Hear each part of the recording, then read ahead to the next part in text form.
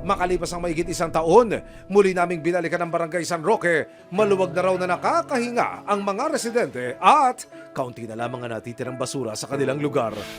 Malaki pagbabago namin kasi nga po kada linggo 3 beses po nahakutan ng basura. Medyo presko ni hangin na mapasok sa kabahayan. Pero ang baka hindi pa rin daw humuhupa. Sana matugunan na rin namin paralan. Talaga pong isa pa nga sa hirap sa mga bata, apakalaki ng tubig pag high tide po. Minsan kinakancel pa yung pagpasok. Ang mga residente umaasa na balang araw masosolusyonan na rin ang tubig na hindi na mawala-wala sa kanilang lugar. Dapat talaga gawin na yun para wala nang bahang dadaan ng tambayan.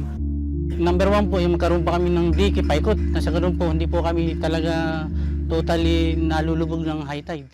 Maraming salamat sa panonood, mga kapuso. Para masundan ang mga reklamong nasolusyonan ng resibo, mag-subscribe lamang sa GMA Public Affairs YouTube channel.